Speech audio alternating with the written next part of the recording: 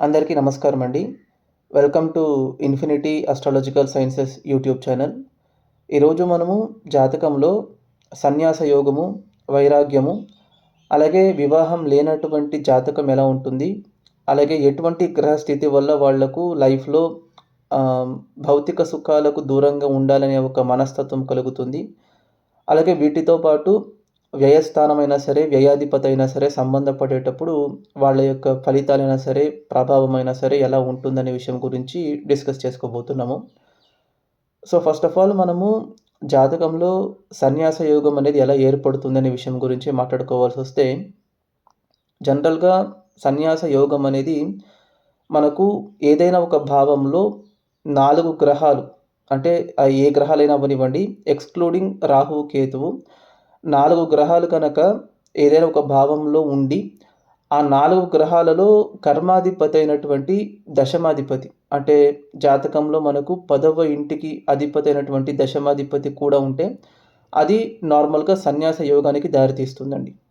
అంటే జాతకంలో ఏదైనా ఒక స్థానంలో 4 గ్రహాలు ఫర్ ఎగ్జాంపుల్ ఇప్పుడు మేష లగ్నం తీసుకుందాం ఫర్ సింపుల్ అండర్‌స్టాండింగ్. మేష లగ్నానికి దశమ స్థానమైనటువంటి మకర రాశిలో ఏదైనా ఒక 4 గ్రహాలు అంటే సూర్యుడు, చంద్రుడు, గురువు ఉన్నారనుకుందాం. ఈ ముగ్గురితో పాటు దశమాధిపతి అయినటువంటి శనీశ్వరుడు కూడా వాళ్ళతో పాటు కలిసి ఉండాలి. అంటే సూర్యుడు, చంద్రుడు, గురువు, శని నలుగురు కలిసి గనక దశమంలో ఉంటే అప్పుడు అది సన్యాస యోగానికి దారితీస్తుందండి. ఇది కామన్ రూల్. ఈ గ్రహాలనేవి మనకు ఇంకా పెరుగుతూ పోతే అంటే ఫర్ ఎగ్జాంపుల్ ఇప్పుడు నలుగురు కాకుండా అక్కడ 5 గ్రహాలు లేకపోతే 6 గ్రహాలు ఉన్నా కూడా అది జరుగుతుంది. కాకపోతే ఇప్పుడు మనం రియల్ టైమ్ ఎగ్జాంపుల్స్‌లో చూసుకునేటప్పుడు అంటే రియల్ లైఫ్‌లో చూసుకునేటప్పుడు చాలామందికి ఈ 4 ప్లానెట్ కంజంక్షన్స్ కానీ 5 ప్లానెట్ కంజంక్షన్స్ గాని ఉండేటప్పుడు వాళ్ళకు కూడా అందులో దశమాధిపతి ఉండి, అప్పుడు కూడా వాళ్లకు సన్యాస యోగం జరగకుండా పెళ్ళిళ్ళు అయి ఉంటాయి. సో అలాంటప్పుడు సన్యాస యోగం వీళ్ళకు వర్క్ అవ్వలేదా, వర్తించదా అని గనక చూసుకుంటే, నార్మల్‌గా సన్యాస యోగం ఏర్పడడానికి కర్మస్థానంలో కర్మాధిపతితో పాటు మినిమమ్ 3 గ్రహాలు కలిసి ఉండాలి. బట్ దాంతో పాటు కుటుంబ స్థానము, కళత్ర స్థానము, సంతాన స్థానం ఈ 3 మనకు ఇంపార్టెంట్ రోల్ ప్లే చేస్తుందండి. అంటే ఎప్పుడైతే జాతకంలో మనకు ద్వితీయాధిపతి, సప్తమాధిపతి, పంచమాధిపతి వీళ్ళు ముగ్గురు గనక బలంగా ఉన్నారనుకోండి, అప్పుడు సన్యాస యోగం ఏర్పడుతూ ఉన్నా కూడా అది వివాహానికి దారి తీస్తుంది. అప్పుడు వైవాహిక జీవితంలో ప్రాబ్లమ్స్ ఏమైనా వస్తుందంటే అది వాళ్ళకు జరిగేటటువంటి దశల మీద ఆధారపడుతుంది. సో బేసికల్‌గా సన్యాస యోగం ఏర్పడాలంటే మెయిన్‌గా అది కర్మాధిపతితో పాటు కలిసి ఏదైనా ఒక 3 గ్రహాలు అంటే మినిమమ్ 4 ప్లానెటరీ కంజంక్షన్స్‌లో 10థ్ లార్డ్ ఇన్వాల్వ్ అయ్యి ఏదైనా ఒక స్థానంలో ఉంటే అది మనకు సన్యాస యోగానికి దారితీస్తుంది.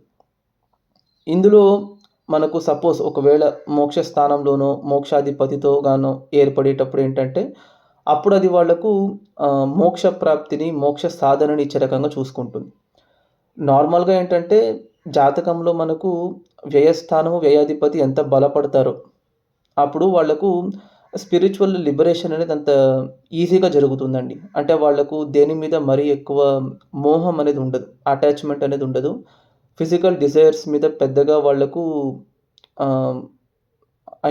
వాళ్ళకు అది అనుభవించాలి అంటే వాళ్ళకి అసలు ఆశ ఉండదు first. To be frank in the first case. ఎప్పుడైనా సరే ఒక ఫినామినన్‌ని ఒకరు అనుభవించాలంటే దానికి ఫస్ట్ వాళ్ళకు సంకల్పం అనేది ఉండాలి. అంటే ఇప్పుడు ఫర్ ఎగ్జాంపుల్ గృహసుఖం అనుకోండి. గృహం కట్టుకోవాలనే ఒక ఆశ, సంకల్పం ఉంటేనే గృహసుఖం వాళ్లకు అంటే గృహం అనేది ఏర్పడాలంటే ఫస్ట్ సంకల్పం ఉండాలి వాళ్ళకు. అలాగే ఇప్పుడు వాహన సుఖం కావాలనుకోండి, వాహనం కొనుక్కోవాలనే ఒక సంకల్పం ఉండాలి. సిమిలర్‌లీ ఒక జాబ్ చేయాలన్నా, ధనం సంపాదించాలన్నా, కుటుంబంతో పాటు కలిసి ఉండాలన్నా, వివాహం చేసుకోవాలన్నా వీటన్నిటికీ సంకల్ప బలం అనేది మోస్ట్ ఇంపార్టెంట్ అండి. ఈ సంకల్ప బలం అనేది ఎక్కడి నుంచి వస్తుందంటే జాతకంలో తృతీయ స్థానము, షష్టమ స్థానము, దశమ స్థానం. ఈ 3 స్థానాలనేవి సంకల్ప బలానికి దారి తీసేటటువంటి స్థానాలు. సో ఈ 3 స్థానాలకి కౌంటర్ యాక్ట్ చేసేటటువంటి స్థానం ఏదైనా ఉందంటే అది 9థ్ హౌస్, 12థ్ హౌస్. సో ఎప్పుడైతే భాగ్యస్థానము, మోక్షస్థానము, తృతీయ స్థానము, షష్టమ స్థానము, దశమ స్థానాల కంటే బలపడుతుందో అప్పుడు వాళ్ళకు మెటీరియలిస్టిక్ డిజైర్ అనేది తగ్గిపోయి స్పిరిచువల్ డిజైర్ అనేది పెరుగుతుంది. అంటే దేని మీద వాళ్ళకు పెద్దగా మోహం ఉండదు. ఒక విషయాన్ని వదిలేయాలంటే వాళ్ళు ఈజీగా వదిలేస్తారు. పట్టుకొని లాగరు. అంటే ఏదైనా ఒక వస్తువు పోగొట్టుకున్నా, ఒక జాబు చేజార్చుకున్నా, లేకపోతే ఒక ఆపర్చునిటీ వెళ్ళిపోయినా కూడా వాళ్ళు అక్కడిదక్కడ మర్చిపోతారు వాళ్ళు. అంటే ఆ కెపాసిటీ ఉంటుంది వాళ్ళకు. వాళ్ళు దాన్ని పట్టుకొని అయ్యయ్యో! వెళ్ళిపోయిందే, అయ్యయ్యో! కోల్పోయామే, పోగొట్టుకున్నామే అని వాళ్ళు ఒకే విషయాన్ని తలుచుకుంటూ మదన పడాల్సినటువంటి అవసరం రాదు వాళ్ళకు. సో, ఇక్కడేంటంటే ఎప్పుడైతే ఈ సన్యాస యోగం అనేది మోక్ష స్థానంలోనో, మోక్ష స్థానాధిపతితో గానో సంబంధపడుతుందో, అప్పుడు వాళ్ళకు వివాహం చేసుకోవాలనే ఒక మైండ్‌సెట్ ఉండదండి. అంటే ఇక్కడ నేను చెప్పేదేంటంటే, ఇప్పుడు ఇందాక ఎగ్జాంపుల్‌లో నేను చెప్పినట్టు సపోజ్ ఒక జాతకానికి దశమ స్థానంలో ఇప్పుడు ఫర్ ఎగ్జాంపుల్ మేష లగ్నానికి దశమ స్థానంలో సూర్యుడు, చంద్రుడు, గురువు, శని ఉన్నారనుకోండి. వాళ్ళకు వివాహం మీద ఇంట్రెస్ట్ ఉండదా అంటే ఉండొచ్చు. అంటే ఇప్పుడు ఫర్ ఎగ్జాంపుల్ శుక్రుడు వృషభంలో ఉన్నారనుకుందాం. సో, ఈ మేష లగ్నానికి ద్వితీయ సప్తమాధిపతి శుక్రుడే అవుతారు కాబట్టి ఆయన వృషభంలో స్వక్షేత్ర పడేటప్పుడు అది వివాహం చేసుకోవాలి, ఒక కుటుంబం ఏర్పడాలి అనే ఒక సంకల్ప బలం ఉంటుంది వాళ్ళకు. అంటే ఫ్యామిలీతో కలిసి ఉండాలి. నాకంటూ పెళ్లి జరగాలి, పిల్లలు కలగాలి అనే ఒక ఇంటెన్సిటీ ఉంటుంది వాళ్ళకు. కానీ మోక్ష స్థానం బలపడేటప్పుడు ఎలా ఉంటుందంటే, వివాహం చేసుకోవాలనే ఒక ఇంట్రెస్ట్ అనేది వాళ్ళకు ఫస్ట్ ఆఫ్ ఆల్ వాళ్ళ పర్సనల్ లైఫ్‌లో ఉండదు వాళ్ళకు. సన్యాస యోగం పాజిటివ్‌గా జరిగేటప్పుడు ఎలా ఉంటుందంటే, వాళ్ళు ఇంటెన్షనల్‌గానే పెళ్లి చేసుకోరు. అంటే వాళ్ళకే నార్మల్‌గా వివాహం మీద ఇంట్రెస్ట్ లేకుండా, వాళ్ళు వివాహానికి దూరంగా ఉందాము, అవసరం లేదు మనకు కుటుంబ జీవితం అని వాళ్ళ డెసిషన్ వాళ్ళు తీసుకుంటారు. కానీ సన్యాస యోగం నెగెటివ్‌గా జరిగేటప్పుడు ఎలా ఉంటుందంటే, వివాహం చేసుకోవాలని వాళ్ళకు తాపత్రయం ఉంటుంది. ఆశ ఉంటుంది కానీ, ఎన్ని ప్రయత్నాలు చేసినా కూడా వాళ్ళకి వివాహం జరగదు. అంటే ఇది ఎందుకు చెప్తున్నాననంటే, ఈ సన్యాస యోగం అనేది 12 ఇంటితో పాటు సంబంధపడేటప్పుడు, ఒకవేళ అక్కడ వ్యయాధిపతి బలంగా ఉంటే, అప్పుడు వాళ్ళకు స్వతహాగా వివాహం మీద మక్కువ లేకుండా పోతుంది. అదే గనక 12 ఇల్లనే సారీ సన్యాస యోగం అనేది ఒకవేళ అర్ధ త్రికోణాలతో సంబంధపడితే, అంటే ఇందాక నేను చెప్పినట్టు ఒక మేష లగ్నానికి దశమ స్థానంలో శనీశ్వరుడు, సూర్యుడు, చంద్రుడు, గురువు ఉన్నారనుకోండి. అప్పుడేమవుతుందంటే వ్యయాధిపతి గురువు వదిలేసేయండి ఇక్కడ. సపోజ్ ఒకవేళ అక్కడ బుధుడు ఉన్నారనుకుందాం. అప్పుడేమవుతుందంటే షష్టమాధిపతి, దశమాధిపతి కలిసి 10వ ఇంట్లో ఉండి సన్యాస యోగం ఏర్పడేటప్పుడు చాలా ఆశ ఉంటుంది వాళ్ళకి పెళ్లి చేసుకోవాలని, కానీ పెళ్లి జరగదు. అంటే అది వ్యయస్థానం నెగెటివ్‌గా రియాక్ట్ అయ్యేటప్పుడు. సో, ఇక్కడ సన్యాస యోగము, వైరాగ్యం అనేది ఒక మనిషి జీవితంలో పాజిటివ్‌గా ఎలా వర్తిస్తుంది, అది పాజిటివ్ రోల్ ఎలా ప్లే చేస్తుందనే విషయం గురించి ఇప్పుడు మనం ఒక ప్రాక్టికల్ ఎగ్జాంపుల్ ద్వారా వివరించుకుందాము. సో, మీరు గనక స్క్రీన్‌ని గమనిస్తే మీకు ఒక జాతకం కనబడుతుంది చూడండి. ఇది ఒక మగవారి జాతకం అండి. ఈయన జన్మించింది ధనుర్లగ్నంలో జన్మించారు. లగ్నంలో శుక్రుడు, తృతీయంలో గురువు, షష్టమంలో కేతువు, సప్తమంలో వక్రించినటువంటి శనీశ్వరుడు. వ్యయం చూడండి మీరు 12వ ఇంట్లో కుజుడు, రాహువు, చంద్రుడు, బుధుడు, సూర్యుడు ఉన్నారు. సో, ఈయనకు వివాహం జరిగిందంటే వివాహం జరగలేదు. దానికి కారణం ఏంటి అనంటే మనందరం చెప్పేదేంటంటే సప్తమంలో శనీశ్వరుడు ఉన్నారు కదా! దానికే ఆయనకు వివాహం జరగలేదని చెప్తాం. అది తప్పండి. ఎందుకంటే సప్తమంలో శనీశ్వరుడు ఉండేవాళ్ళు ఎంతోమందికి వివాహం జరిగి చాలా మంచి వైవాహిక జీవితాన్ని అనుభవిస్తున్నటువంటి వాళ్ళు చాలామందున్నారు. అది తప్పు. ఈవెన్ సప్తమాన్ని ఇక్కడ గనక చూసుకుంటే శుక్రుడు చూస్తున్నారు. అంటే లాభాధిపతి చూస్తున్నారు. ధనాధిపతి సప్తమంలో ఉండి ధనలాభాధిపతులు ఒకరినొకరు చూసుకునేటప్పుడు అది లక్ష్మీ యోగానికి దారితీస్తుంది. అంటే ఇన్‌ఫాక్ట్ చెప్పాలంటే ఈయనకు పెళ్లి చేసుకుంటే పెళ్లి ద్వారా ఇంకా కలిసి రావాలాయనకు. ఎందుకంటే ధనము, లాభము 2 సప్తమం మీద ప్రభావం చూపిస్తుంది కాబట్టి ప్రాస్పెరిటీ త్రూ మ్యారేజ్ అని చెప్పాలి మనం.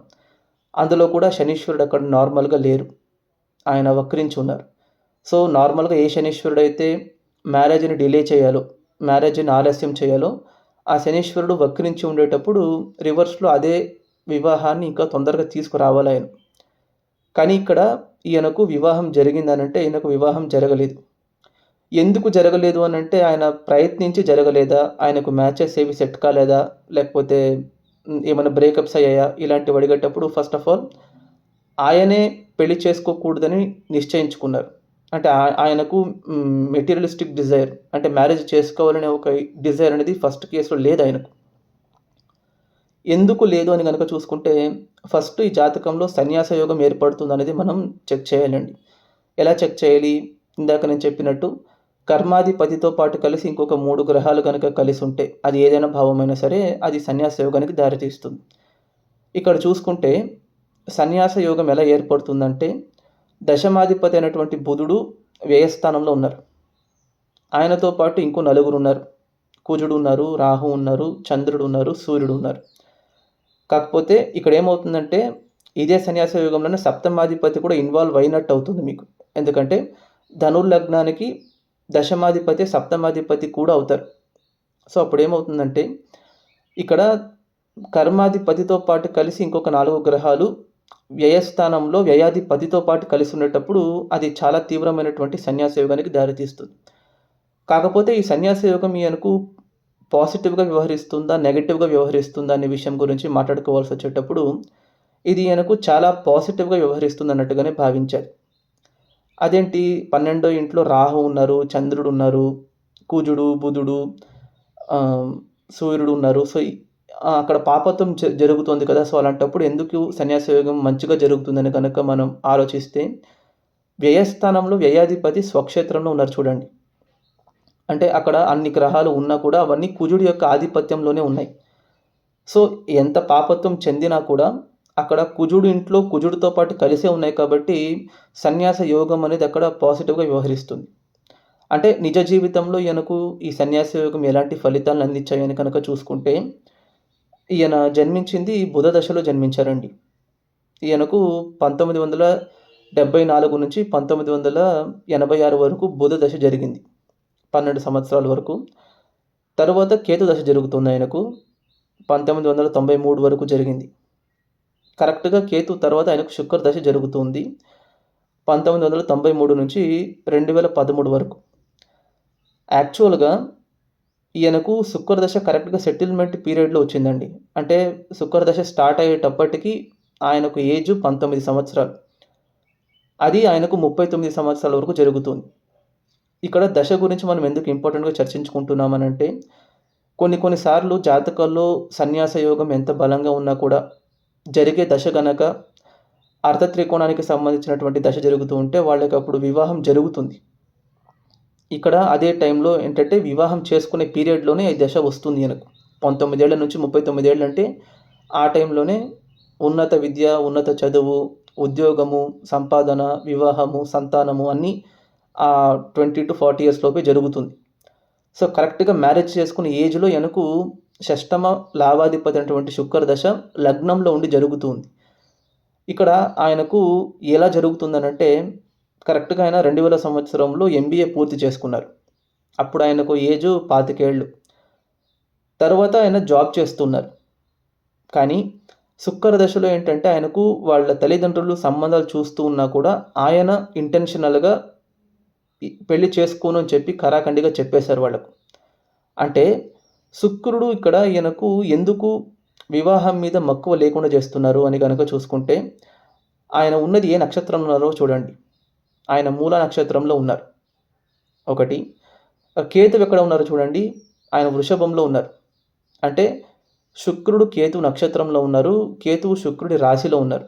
ఇది కూడా ఒక రకంగా పరివర్తన అన్నట్టు భావించాలి. ఒకటి. ఇంకొకటి ఏంటంటే, ఈ సన్యాస యోగం ఏదైతే ఉందో ఆయనకు, కర్మాధిపతితో పాటు కలిసినటువంటి 4 గ్రహాలు వ్యయస్థానంలో వ్యయాధిపతితో పాటు కలిసి ఉండేటప్పుడు న్యాచురల్‌గా ఆ డిజైర్ అనేది రానివ్వరు. ఇక్కడ ప్రాబ్లమ్ శనీశ్వరుడు ఉన్నారు కాబట్టి ఆయనకు వివాహం మీద మక్కువ లేదని చెప్పకూడదండి. న్యాచురల్‌గా శనీశ్వరుడు ఉండేవాళ్ళు సప్తమంలో వివాహం చేసుకుంటారు వాళ్ళు. ఎందుకంటే శనీశ్వరుడు సప్తమ స్థానంలో దిగ్బలం చెందుతారు. నార్మల్‌గానే వాళ్ళకు మ్యారేజ్ మీద ఎక్కువ ఇంట్రెస్ట్ ఉంటుంది. మ్యారేజ్ చేసుకోవాలనే ఒక తాపత్రయం ఉంటుంది. అందులోనూ ఏంటంటే ఆ శనీశ్వరుడిని లగ్నాధిపతి గురువు చూస్తున్నారు. కళత్ర కారకుడైనటువంటి శుక్రుడు చూస్తున్నారు. కానీ ఆ మక్కువ రానికుండా చేసేటటువంటి ఫ్యాక్టర్ ఇక్కడ ఏదైనా ఉందంటే అది వ్యయస్థానము వ్యయాధిపతి. అంటే ఎవరైతే సంతాన స్థానాధిపతి అయినటువంటి కుజుడు ఎవరైతే ఉన్నారో ఆయన వ్యయాధిపతి అయ్యుండి వ్యయస్థానంలో సప్తమాధిపతిని ఇన్ఫ్లుయెన్స్ చేస్తూ ఉన్నారు. కరెక్ట్‌గా ఆయనకు జాబ్ 2010లో 2000 సంవత్సరం నుంచి 2010 వరకు చేశారు ఆయన జాబ్. 10 సంవత్సరాలు చేశారు. తర్వాత ఆయన 2010లో బీహార్ యోగ భారతిలో చేరుతున్నారు. అంటే ఇంటెన్షనల్‌గా ఆయనే యోగ నేర్చుకోవడానికి వెళ్తున్నారు. కరెక్ట్‌గా ఆయనకు అప్పుడు ఏజు 35 సంవత్సరాలు. అంటే కరెక్ట్‌గా పెళ్లి చేసుకోకూడదని నిశ్చయించుకొని, ఇక్కడ నేను చెప్పేదేంటంటే పెళ్లి చేసుకోకూడదనే ఒక డిజైర్ ఎలా వచ్చిందంటే ఆయనకు జీవితంలో ఏది కలిసి రాకుండా, లేకపోతే జీవితంలో కష్టాలు చూసేసి వైరాగ్యం చెంది వచ్చినటువంటి డెసిషన్ కాదండి అది. ఆయన వయస్సులో ఉండేటప్పుడు, ఆయనకు తల్లి, తండ్రి ఉండేటప్పుడు, కుటుంబం ఉండేటప్పుడు, సంపాదన, ఉద్యోగము, ఈవెన్ చదువుకున్నారు. ఎంబీఏ వరకు చదువుకున్నారు. చదువు అన్నీ ఉండి ఆయన డిసైడ్ చేసుకున్నారు వివాహం వద్దనుకొని. ఇది ఎందుకు చెప్తున్నాను అనంటే చాలామందికి ఏంటంటే వైరాగ్యం అనేది త్రూ లాసెస్ వస్తుంది. అంటే జీవితంలో ఏమనుకున్నా కూడా జరగకుండా, ఏం తలుచుకున్నా కూడా అది వాళ్ళకు నెరవేరకుండా వాటి మీద కోరిక అనేది నశించిపోతుంది. అది ఎప్పుడంటే వ్యయస్థానం అనేది నెగెటివ్‌గా రియాక్ట్ అయ్యేటప్పుడు. అంటే వ్యయస్థానం చెడు చేసేటప్పుడు ఎలా ఉంటుందంటే ఈ జీవితంలో ఏది కోరుకున్నా కూడా వాళ్ళకు లభించదు. అంటే లభించకుండా ఉండడం అనేది రిపీటెడ్‌గా జరుగుతూ ఉంటుంది వాళ్ళకు. ఒక ఇల్లు కట్టుకోవాలంటే ఇల్లు కట్టుకోలేరు. వివాహం చేసుకోవాలంటే చేసుకోలేరు. వాహనం తీసుకోవాలంటే తీసుకోలేరు. ఉద్యోగం చేయాలంటే చేయలేరు. సో, ఇలాగ ప్రతి ఈవెంట్ ఆఫ్ లైఫ్ వాళ్ళకు ఆప్టిమమ్ పీరియడ్‌లో జరగనీయకుండా చేసేటప్పుడు ఏంటంటే ప్రతిసారి వాళ్ళకి ఆ కోరిక నశించిపోయేటప్పుడు ఏంటంటే ఇలాంటి రిపీటెడ్ ఈవెంట్స్ జరిగేటప్పుడు ఆటోమేటిక్‌గా వాళ్ళకు అట్ లాస్ట్ ఏమవుతుందంటే ఇంకా ఆశపడడం దేనికైనా వదిలేస్తారు. అది నెగెటివ్‌గా జరిగేటటువంటి వైరాగ్యం. అంటే 12థ్ హౌస్ నెగెటివ్‌గా రియాక్ట్ అయ్యి ఇచ్చేటటువంటి వైరాగ్యం. ఇదే 12థ్ హౌస్ పాజిటివ్‌గా జరిగేటప్పుడు ఇచ్చే వైరాగ్యం ఎలా ఉంటుందంటే అన్నీ ఉంటుంది. అంటే గృహం ఉంటుంది, వాహనం ఉంటుంది, భౌతిక సుఖాలుంటాయి. కానీ అవి అనుభవించి ఆ కోరిక తీరిపోతుంది. అంటే ఇంకా చాలా అనిపించే ఒక కోరిక. అంటే సంతృప్తి అనేది తొందరగా వస్తుంది వాళ్ళకు. 12థ్ హౌస్ అనేది సంతృప్తిని మనకు మోక్షస్థానం అంటే ఏంటి? ఈ జన్మలో మనం సంతృప్తికరంగా బతికి ఇంకొక జన్మ ఎత్తాల్సినటువంటి అవసరానికి మనకు ఆశ లేకపోతే దాన్ని సంతృప్తికరమైనటువంటి జీవితం అని చెప్తారు. అంటే తదుపరి మోక్షానికి, తదుపరి జన్మకు దారితీసేటటువంటి ఇష్యూ ఏదైనా ఉందంటే అది ఆశ. ఈ జన్మలో అంటే చనిపోయేటప్పుడు ఏంటంటే, ఈ జన్మలో మనం పలానా విషయం చేయలేకపోయామే, పలానా విషయం మనం అచీవ్ చేయలేకపోయామే, పలానా విషయాన్ని మనం అనుభవించలేకపోయామే అని తలుచుకుని చనిపోయేటప్పుడు ఏంటంటే, ఈ ఆశలు ఏవైతే ఉంటాయో అవి మనకు తదుపరి జన్మకు దారితీస్తుంది. అప్పుడు అచీవ్ చేయమని చెప్పి. అదే చనిపోయే టైంలో ఏంటంటే ఎటువంటి కోరిక లేకుండా సంతృప్తికరంగా, పీస్‌ఫుల్‌గా, ఆనందంగా చనిపోయేటప్పుడు ఎలా ఉంటుందంటే, నెక్స్ట్ జన్మకు వాళ్ళకి కోరిక అనేది ఉండదు. డిజైర్ అనేది ఉండదు వాళ్ళకు. సో, ఎప్పుడైతే ఆ కోరిక అనేది నశించిపోతుందో ఆటోమేటిక్‌గా ఆత్మ అనేది పరమాత్మలో లీనమైపోతుంది. సో, ఇక్కడేంటంటే 12 ఏళ్ళు పాజిటివ్‌గా వ్యవహరించేటప్పుడు వాళ్లకు ఈ కోరికలనేవి సంతృప్తి చెందుతాయి. అవి నశించడం అనేది ఏంటంటే సంతృప్తి చెంది నశిస్తాయి. కానీ అర్ధాంతరంగా నశించిపోవు. ఇక్కడ ఎందుకు చెప్తున్నానంటే చదువుకున్నారు, ఉద్యోగం చేశారు. ఈవెన్ ఇప్పుడు ఆయనకు పెళ్లి చేసే ఏజ్ అంటే సన్యాసం పెళ్లి చేసుకునే ఏజ్ వరకు వాళ్ళకు ఫాదర్, మదర్ ఇద్దరు ఉన్నారు. అంటే ఎడ్యుకేషన్ ఉంది, జాబ్ ఉంది, ఇన్‌కమ్ ఉంది, పేరెంట్స్ ఉన్నారు. అన్నీ లైఫ్‌లో అన్నీ ఉండి కూడా ఆయన పర్సనల్‌గా ఆ డెసిషన్ తీసుకుంటున్నారు. ఒకటి.